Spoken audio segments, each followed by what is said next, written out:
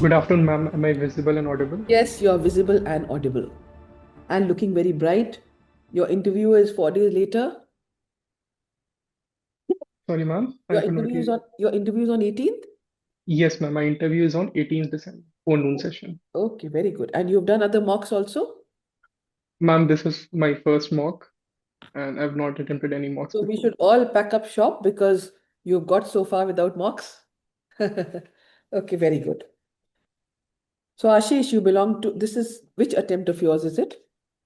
Ma'am, this is going to be my fourth attempt. This is Fourth. my fourth attempt, and third means first interview.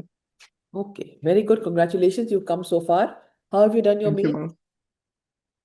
Ma'am, I believe this time I improved the areas in which I was lagging last year. I made some improvement, and I believe the score would reflect the same. Yeah, your maths is your optional, so you would know exactly how much you're getting there, huh? Very good. Yes, ma'am. Okay, you belong to Prayagraj and you have Kaushambi on your DAF too, huh? Yes, ma'am. Two ancient cities. So where does Kaushambi first appear in Indian history, do you know? Ma'am, the first reference of Kaushambi comes in the second urbanization period, when Kaushambi emerged as one of the earliest Mahajanpads of ancient India What's the era. name of it? What is the name? Which kingdom? Ma'am, Vatsa Mahajanpad. It was the Very, capital of Vatsa very, Mahajanpad. very good, very good. Now Prayagraj, of course, the less said, the whatever you say is always less.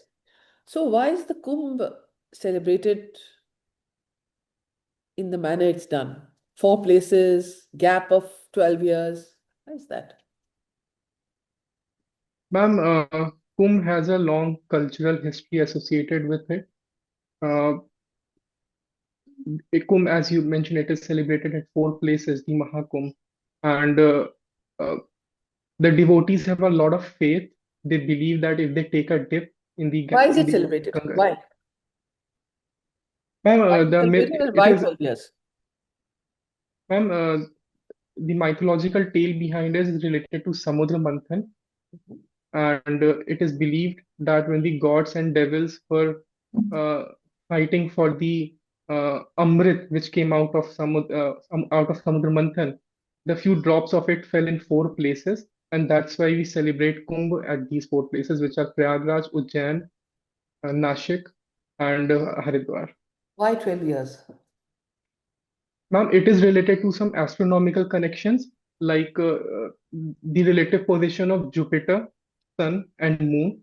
So, uh, when it is Well, believed that when the Jupiter is in Aries or some other, well, I'm I think not Aquarius, I think. But anyway, very serious. yeah, that's well. But also in some of the in the mythology, Jan, the son of Indra, was running with a pot. It spilt. He kept it at 12 places. Four were on the earth, eight were in heaven. And one day they were kept. One day at that time was equal, each of them was a year. So it's 12 years. Okay, ma'am. All right. Tell me, how can your maths help you as an IS officer? It'll help you in getting in. But in functioning, in what ways? Tell me three ways where your optional can help you.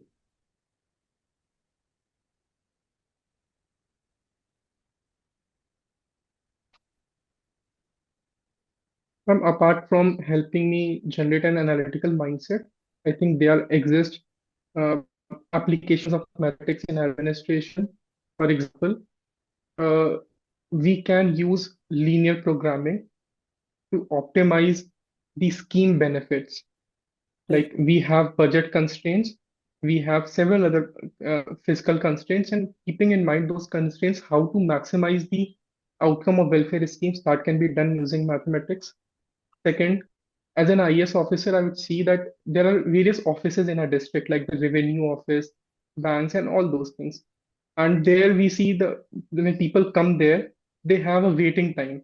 I think in mathematics, there is a theory called a skewing theory.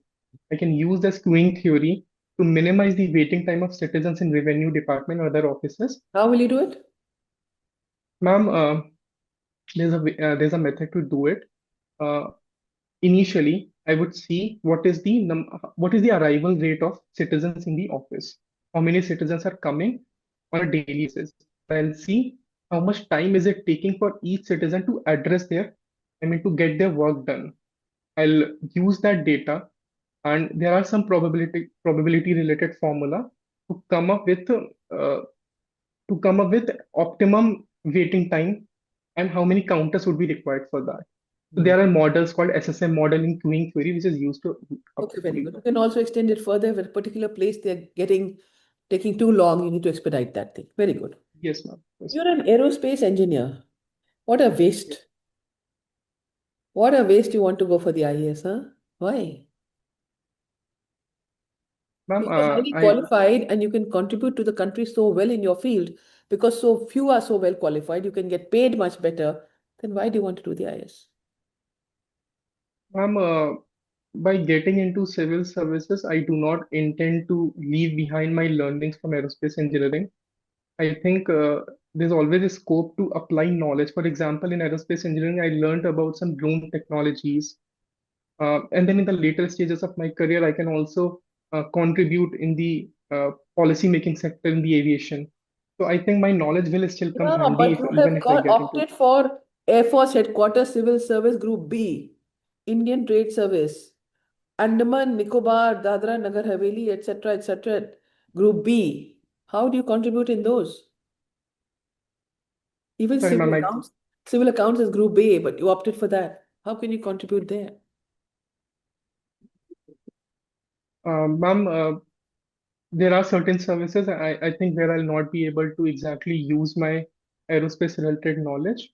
Mhm. Uh, but when I started preparing for this exam, in my mind, I was more or less thinking much about IAS, IPS, and the top services where I feel I can make a valid contribution. Right. So you are not employed. You've never been employed? No, ma'am, I did not sit for the placement. Right after the graduation, I started preparing for civil services. Okay, very good. You do Nam Jap, huh? Yes, ma'am, I do. Can you recite Vishnu Sahasranam? First line. Um, Sorry, ma'am. In Namjap, I do not. Personally, I am a devotee of Lord Hanuman. So I am not aware of So you can, of course, do the this Hanuman Chalisa backwards, huh? backwards. No, I'm joking. You can recite that. All right, very good. Yes. Very good. Okay, I can already see that you are very serious bent of mind and you go in depth in issues, which is a very good thing.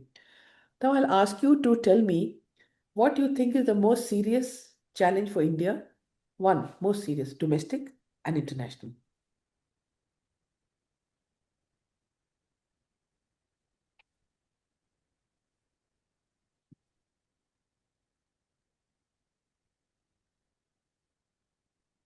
So, ma'am, I think the most serious challenge for India at the domestic level is to ensure that this growing population becomes an asset for the country, that we keep investing on human capital formation and don't let this population become a liability for the country. Jobs, And employment, basically.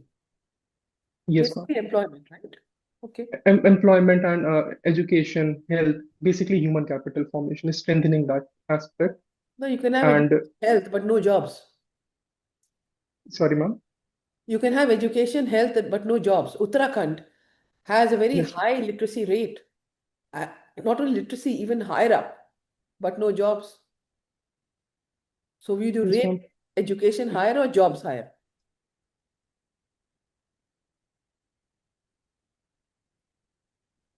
Ma'am, I think in both the aspects we need to work on. For example, even though literacy is higher, many students are graduating from colleges, but their employability is not very high. They do not have the industry relevant skills. So some work needs to be done on education aspect and on job creation aspect, some work needs to be done. So both needs to be Do balanced. you think government should fund PSUs?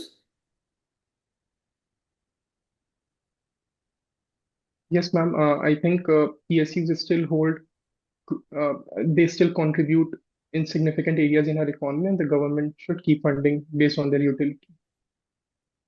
So do you think in the field of nuclear energy, private sector should come in? Or do you think it should remain with the government? I'm in the nuclear sector. Our goal is to achieve 100 gigawatt of energy by 2047, and currently we are producing 8.8 gigawatt. In the last 60, 70 years, we had not opened the sector for private participation, but we have not achieved the scale which we wanted. So I think the present need of the time is to allow private sector come in while also balancing certain security concerns of the country. But I would challenge this hypothesis of yours because today, what ails the Indian economy, private investment is not coming in. The rest of the country is all opened up, they don't come. Government is spurring investment, government is lowering capital rates, government is doing labor reforms, hire, fire, everything. But the private investment is not coming. Yes, ma'am. So then secondly comes the issue of safety and security. I mean, look at Union Carbide. After all these years, what happened? Nothing happened to them. People died. So too, you keep having these accidents all over the place. Easy to say, difficult to do. I mean, look at Indigo, holding the whole country to ransom. So do you still think that they should be there in nuclear, or there are certain, this is one area where they should not be brought in? Ma'am, I still believe there is scope to allow private sector participation in the nuclear sector. I agree with your point that that despite promoting private participation, the investment is not coming at that pace. But there are issues with respect to that, especially related to ease of doing business. That's going to be there Uh, in nuclear also, everywhere. Right? It's the basic issue, reason why they're not coming is not enough demand. When they can make money, private sector will come in. Where they feel they won't make money, they won't come in. So when you're talking of nuclear energy, one is, of course, the hazards. Second is, what is the cost at which it will be available because they make a profit.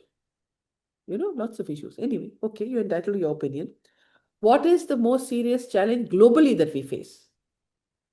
What is our biggest foreign policy challenge?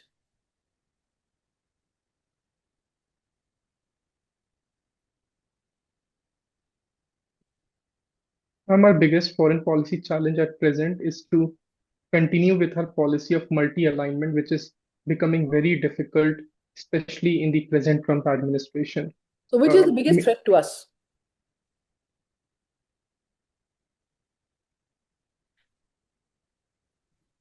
Is it US, China, or Pakistan? Ma'am, I think the Because they- biggest, given the power differential which we have with China and its expansionist, revisionist nature, I think the biggest threat to India at present in both economic and political, geopolitical terms is China. Okay, very good. You're very promising, so I'm feeling tempted to ask you one or two more questions. This accident that took place, since you are in this field of aerospace engineering, the Ahmedabad Delhi flight, right? So what is being given now is the seat moved back and automatically the hand went to the switch and things like that. What would you do to your mind? What are the 2, 3 key issues of flight safety that were there in this? And what would you do if you were government of India? There's a feeling that the perpetrators are getting away with it. Right or wrong? Yes, ma'am.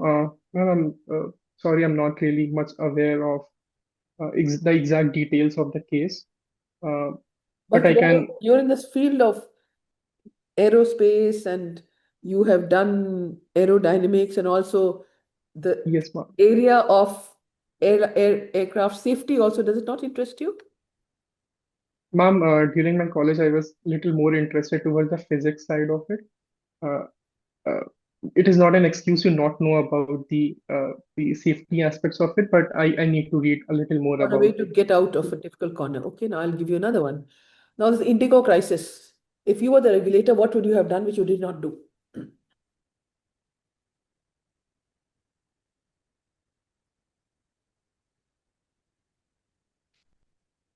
The country was held to ransom for about a week. Yes, ma'am. Ma'am, the FDTL norms, they were announced 2 years back. The DGCA gave enough time enough time Indigo uh, to accommodate more workforce so as to avoid such these kind Oh, of so now crises. we come to what is it that the DGCA did not do, which it should have done before the crisis, during, and after. I Terminated think before 4 inspectors. crisis, What else? ma'am, before the crisis, I think there should have been a midterm evaluation of the preparedness of these airlines, especially given the fact that Indigo captures around 60% of the aviation market in India. I think there should have been a midterm evaluation of their preparedness. And Midterm or yes, ongoing? ma'am. Ongoing And evaluation. Because yes, ma'am. airline And report everything. Yes, then. yes, But ma'am. when the crisis broke out, then what should they have done? Which they didn't do. There was complete silence in that period. All of us stranded at airports from morning till night. I think first of all there should have been better communication with the people who were stranded, and alternate airlines should have been roped in so as to help the stranded passengers, and there could have been more proactive measures in that regard. Of course, but what are the ones that are asking you? Okay. All right, thank you very much. I'll pass it to my next. Well, I have to give you feedback. It's online. So, Ashish, I find you really promising. Very good. You are very serious. You think and then you reply. You not no flippant answers for you. That's very good. I found that very good. And your range of knowledge is pretty good from areas that I tested. And I did try to stick to your area of strength though. But I did find you ducking difficult questions. For example, the last two questions you ducked. Indigo and the Air India. You can't say you don't know about it. How can you Yes, not ma'am. know? I So, agree. And these are the areas I really need to read much more about no, it. I think you ducked them. You knew, but you didn't want to get drawn into the controversy. So, you see, the board will draw you out into a controversy. Ducking is not the answer. The answer is giving it, looking at both sides of the picture. Then they'll say, but tell me your view. Then you say, for these reasons, this is my view. Mindful of the fact that there's another point of view also. That's a good way to get out of a difficult corner. You can't duck it. And sometimes I think I start thinking more about my limitations of knowledge, and then I feel if I do not have complete knowledge, maybe I should not even go into that conversation. So But that's why you I were just did quiet not. in the whole interview. That's not true. Here, there was no knowledge of opinion. Everyone knows Indigo what's happening. Everyone knows about the Air India crash. Everyone knows about. There's no depth in depth. And as a reasonable person who's reading the newspapers, you would know what's happening. And the issue I there think, but is I the was issue there. assuming that more was expected from me since my aerospace. So the technical aspects I was not very. No, no, I was Um, not really getting into technical. I was asking because that's your area of interest. The view yes, is ma'am. that Boeing has been absolutely callous and and dreadful. This was known. They cut corners and they've compromised safety. Yes, ma'am. Yes, ma'am. What is the common view? And I was waiting for you to say and give me more analysis and more detail, but you just ducked it. Similarly, Indigo also. There are steps. You start over 2 years, etc. Of course, it doesn't happen overnight. Now they extended to February, right? Yes, ma'am. There's going to be a problem in February, unless now they wake up and they insist. So there's steps to be taken during the crisis. Government, Indigo, everything was absent. There was at Indira Gandhi International Airport, I was there from 9:30 till 9:30. There was not a single Indigo official visible. There were three Mhm. stewardesses who were traveling as passengers. They were hiding in a corner because people were so angry. And then I saw her calling up the manager. Is it going? Is it not going? The Indigo stewardesses on staff who were on duty, they didn't know the plane was going or not. Just they disappeared. So therefore, I mean, this is all of the papers. I saw myself, it's in the papers. So you should prepare these questions. You will get I difficult will, ma'am. questions. So I will. anticipate. You have 3 4 days. You have a great seriousness of mind, a great depth of mind, a great power of analysis. So that's very good. So, but don't duck controversial one. Think through between now and your interview. I don't think you need to do many mocks because you're very good. You need to more focus on mulling over important issues. It can be controversial as to what opinion you should give, right? I will do that, ma'am. Otherwise, you're very good. And you have a Thank you, very, ma'am. very good chance. And I wish you all the best. Okay, bye bye. Thank you I'll so go to much, my ma'am. fellow panelists now. Hello, Ashish. Do Hello, you hear? sir. Good afternoon, sir. Good afternoon. Okay. So, look, there is no getting away from this. And the chairperson asked you this, but I'm going to ask this question again. What is an aerospace engineer from IIT Kanpur doing, spending 4 years of the most productive time in his life, chasing a civil services situation? I mean, I'm sure you have your reasons, but I would like to hear them. Sir, as I mentioned to respected chairperson also, I believe me getting into the civil services this will You said not you said result. you can contribute to civil service. You can contribute as a district collector. Your knowledge of aerospace can be helpful to you in any walk in life. At a certain level, no knowledge goes waste. But that is not what we're talking about here. Secondly, the 4 years that since you left IIT, I mean, the Indian opportunities in India in aerospace are like literally exploding. And the country needs more and more, drones and civilian, all kinds of things. So even while preparing for the exam, you could have given some of your um, education, what you learned over several years at IIT Kanpur. There could have been a way of putting it back, giving it back. Anyway, I'm saying all this because some variant of this kind of questioning you should be ready to face in your interview board. Yes, sir. Okay. All right. So, what do you regard as the biggest successes and failures of Indian bureaucracy since independence? So obviously, I'm talking of a time period of 75 years or more. So one or two of the biggest successes and one or two of the biggest failures of Indian bureaucracy generally, whether police or IAS or civil service in general.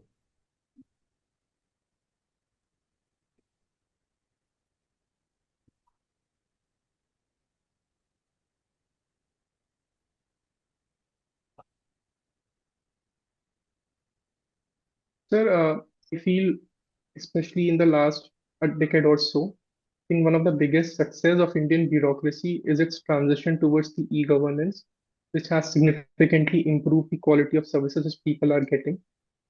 And coming to the weaknesses side, I think, especially focusing on the police side, because my father was serving in police. I think the approachability aspect is still missing. Uh, Okay. the No, comfort I with think which people should be able to approach that is. I don't know, Ashish, maybe I should have framed my question differently, but I wanted you to, as I said, I'm looking at a 75-year time frame, and you're saying uh, the movement we made in e-governance. Uh, I thought you would say something like, contributing to, the integrity of India, or, in terms of failures, let's face it, failing to win the confidence of the people of India.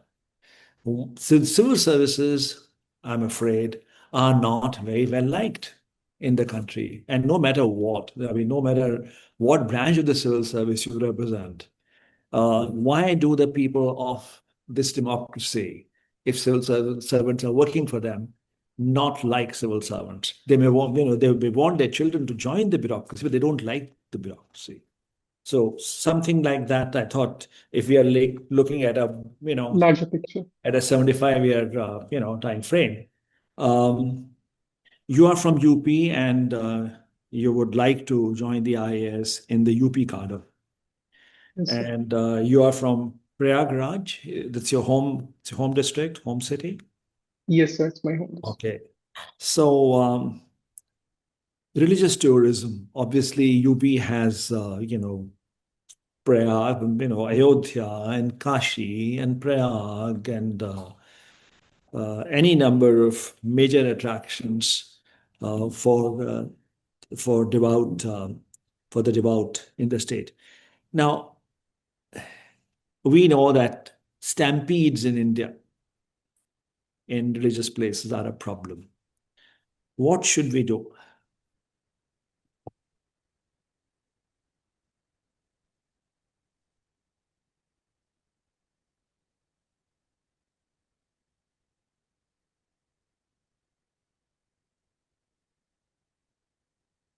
Sir, there are few things which need to be taken care of when managing a large crowd. The first aspect I feel is the crowd prediction. There should be better prediction models, better footfall prediction models to get an assessment of how much crowd are we going to manage.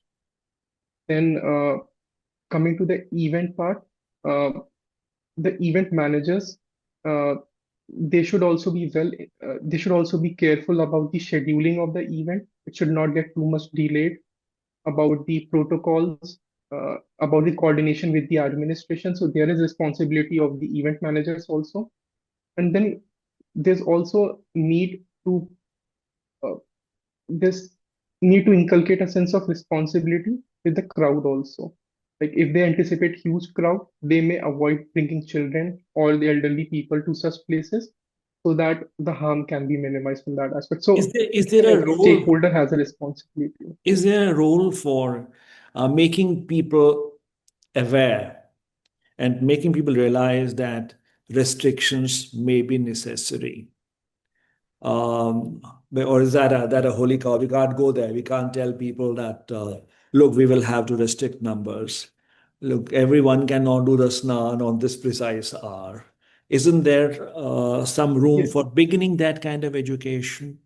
Yes, That sir. So there is some room for that, and that should be undertaken by the administration, by event manager and everyone, because when people are coming to a certain place, they should have an idea about what consequences might happen if there's a stampede, what protocols they should follow, what are their responsibilities. So everything cannot be left in the hand of administration. Yes, they have to make all the measures which they can, but responsibility also lies with people who are attending the event. okay? Now, do you think this, let me call it this whole issue of VIP darshan, do you think that's a problem? And if it is a problem, what solutions, what kind of possible solutions can we have?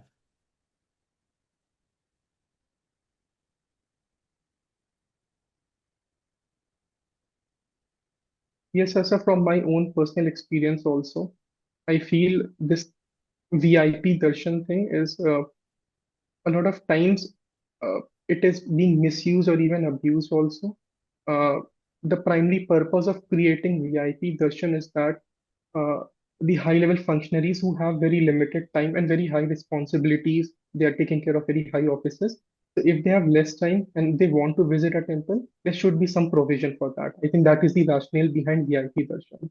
But in the name of VIP darshan, people through their contacts, even distant contacts, they try to get uh, passes of VIP passes in temples and everything. So I think we do not need to remove this VIP darshan thing, but we need to ensure that the the purpose for which it has been made is strictly restricted to that.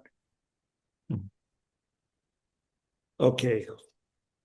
Last question. You are a badminton player. You play badminton at the district level. Then you must be Yes, very play good. badminton. Uh, do you think badminton is a sport where the standards in the men's game and the standards in the women's game are perhaps the least far apart? Does that make sense to you?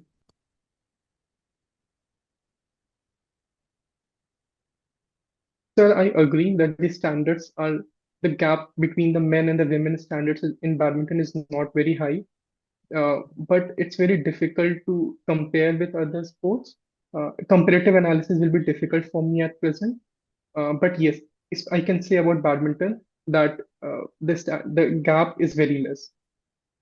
And why is that?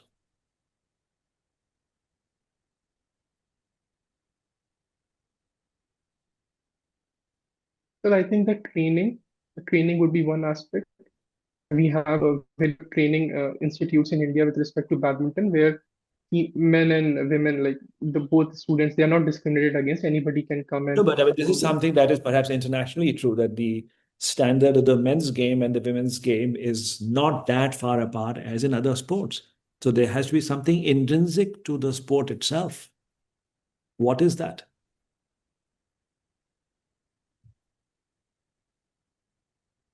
What is it that badminton tests where men and women have? I think so. The stamina part, which is very much tested in badminton, and with training, I think both men and women can reach to the same level of stamina. Coming to the strength part, I think it's in badminton, it's more about the technique part. Whether you are, for example, if I talk about a smash, are you having the right technique for that? And strength is also definitely a goal, but it's more about technique and stamina, where both men and women can equally excel. agility and stamina and Yes, sir. Yes. yeah. Okay. Good, Ashish. I have to say, by way of my feedback to you, that you need to have good answers on your, career choice, um, and the fact that you have not sought any employment despite possessing a precious qualification, uh, that you have not sought any opportunities in your, in your discipline for 4 years.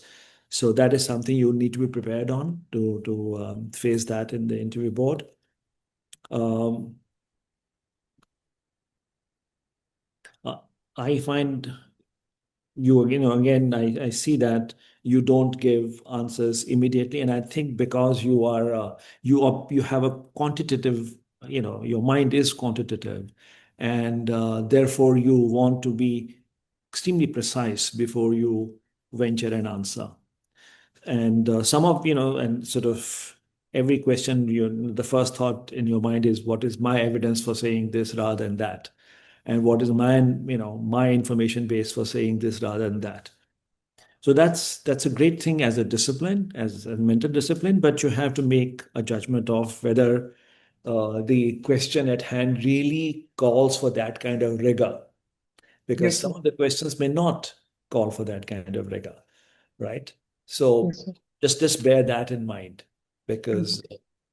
yeah, okay, sure, you're very bright, excellent candidate. You will do well. Thank you Thank so you, much, sir. thank you, Ashish. Okay, Ashish. Good afternoon, sir. Good afternoon.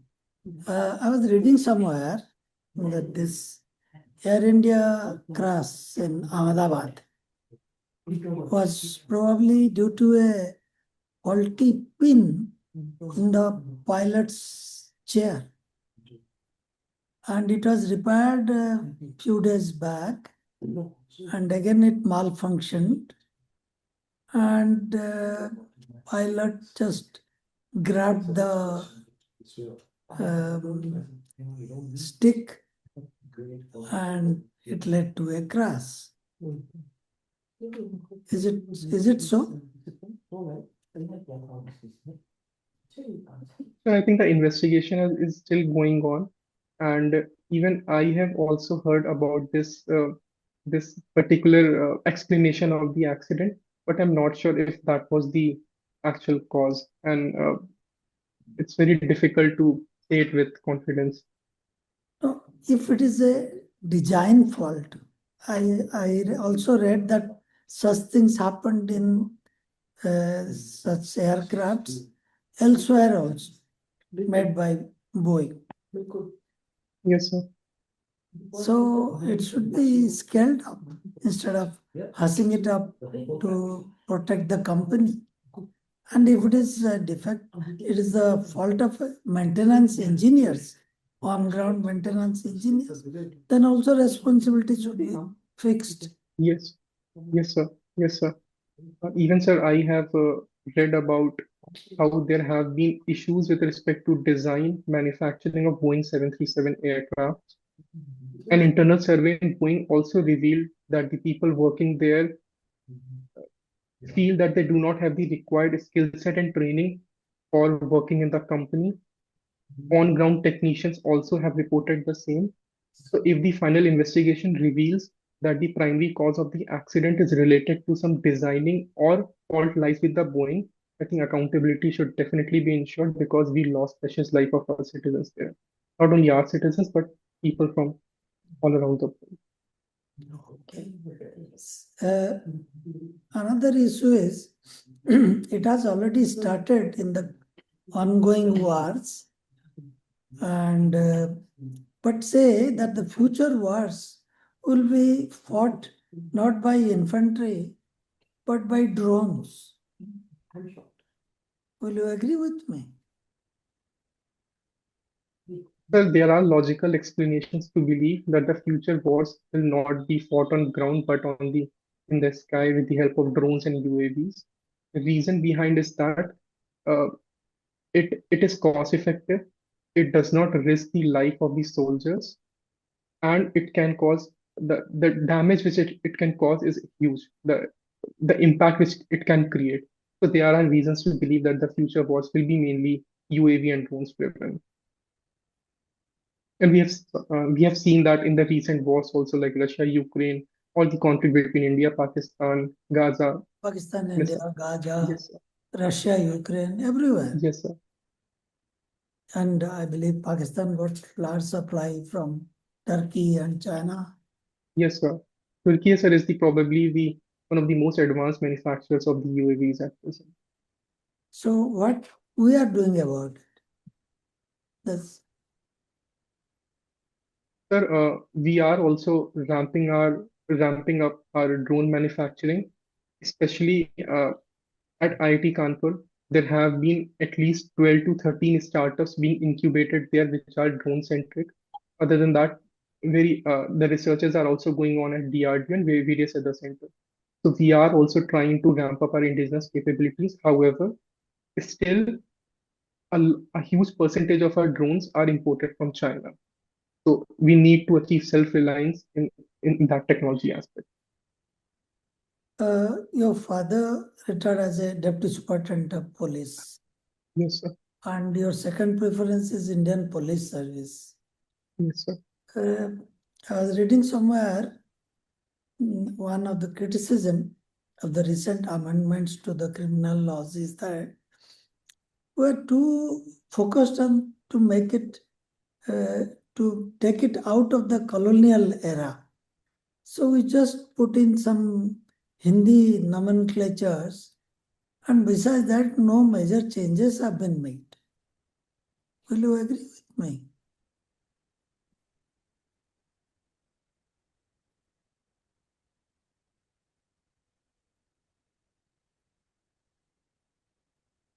Sir, if we talk about the police, uh, it's very much required to leave behind that colonial legacy because during the Britishers' time, the major purpose of police was to control the riots, maintain the law and order, but it was not to serve the people. So if we carry the same mindset in today's time, it won't help, and the approachability of police will be very less. So it is very true that we need to decolonize the mindset. However, I think the measures which the government is taking, such as changing the nomenclatures, these are necessary to some extent, but definitely not sufficient. We need to do a lot more with respect to training aspect.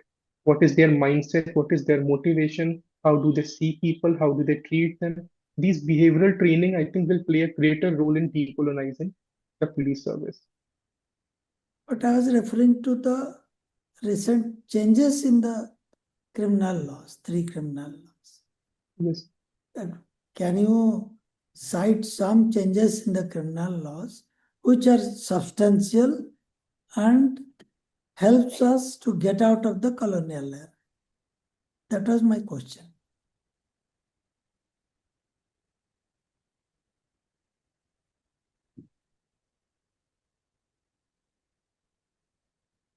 So I think the introduction of the word sedition belongs to the colonial era. It was introduced in 1870s, and now in the BNS we have skipped the use of the word sedition.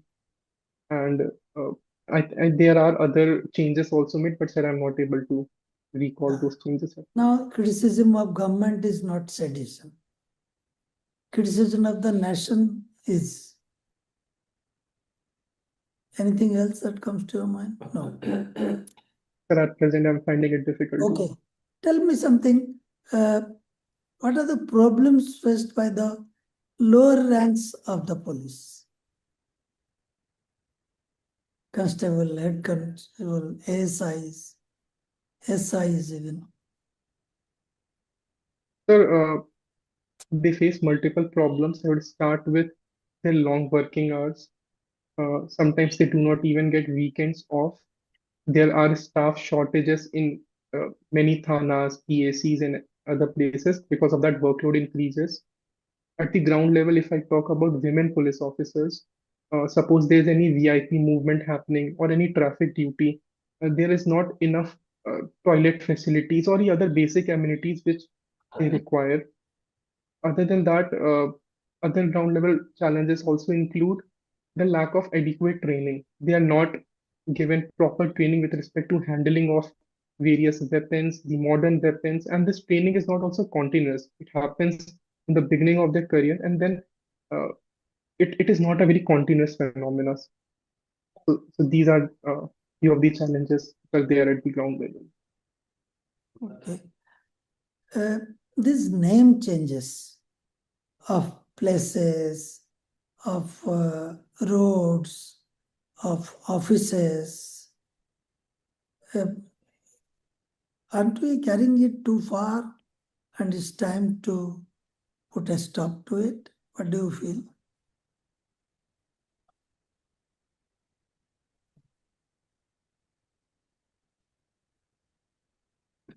Sir, it depends on the rationale behind the name change. For example, if I talk about Prayagraj, Allahabad being renamed to Prayagraj, it was done to reconnect to its cultural, historical roots, and there was consensus also for that. So it depends on two major factors. What is the rationale behind changing the name? Second, are we taking, like, is it broad consensus based or not?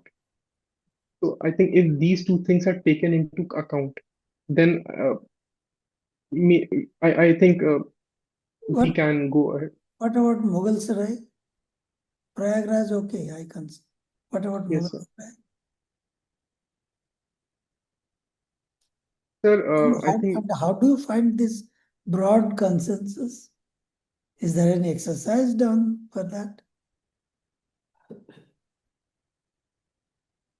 sir, ideally there should be exercise. Maybe some sort of survey can be done so as to see whether people are in support of that or not.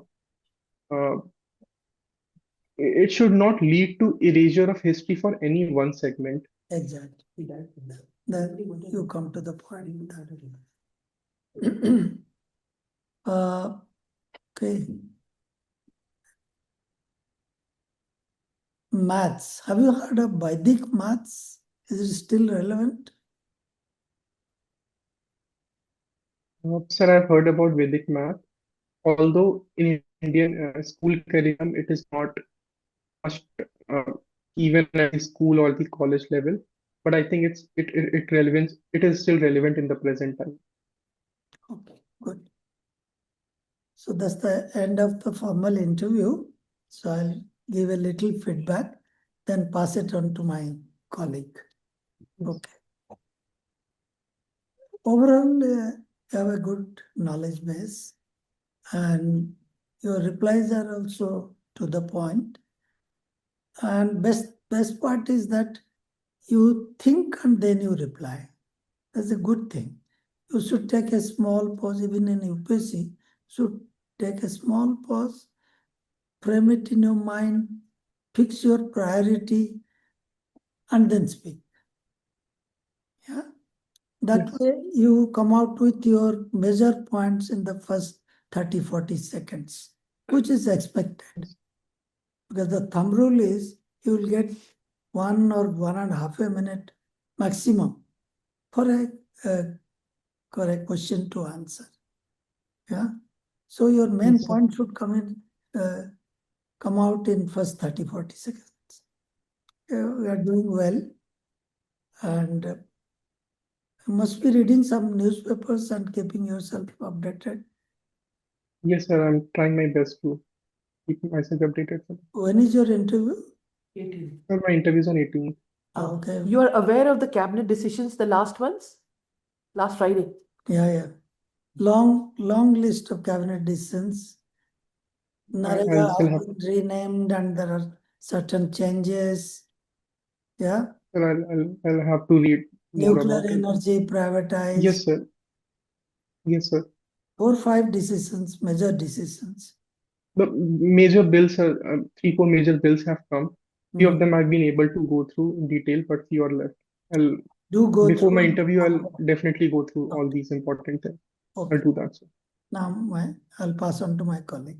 Wide range of questions have been asked. I think you had a long interaction with all the panelists, so wide range covered. So very quickly, one or two things. I mean, I'll continue with what the previous panelist had asked you about the name change. What about the, the history being some of the chapters in school curriculum to be written again, or rather to emphasize more on certain aspects of history and then delete some other aspects? What do you have? What is your opinion regarding that?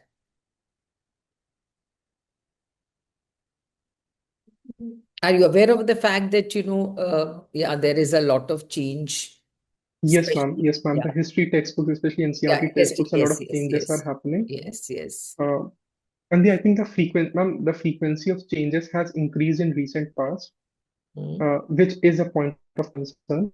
Uh, any change in the historical textbooks should not be done with the aim of promoting any particular ideology or emphasizing more on certain aspects of our history.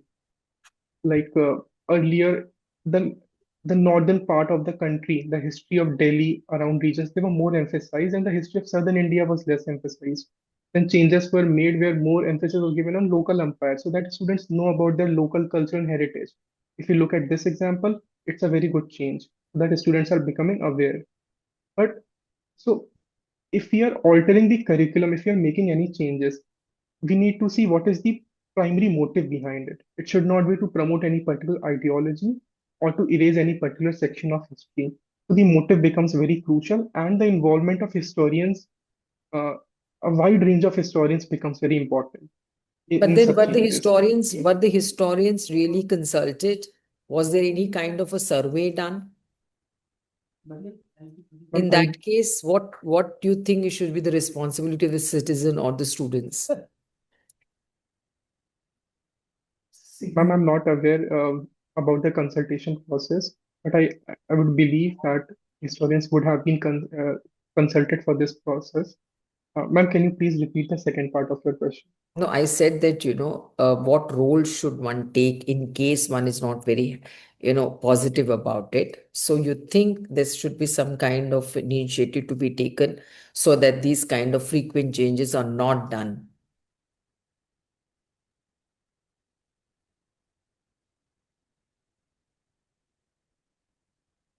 I don't particularly see uh, see this as an issue like the changes in the curriculum. I'm more concerned about what is the motive behind those changes, and it is all even if you in the consultation process also it is not possible to consult all the historians present in the country. So after those changes are made, I think the government can also take feedback from normal citizens also from other historians also what do they believe about those changes. Okay, fine. That's nice. You were involved with some kind of a counseling service. What kind of counseling do you think these days youngsters require?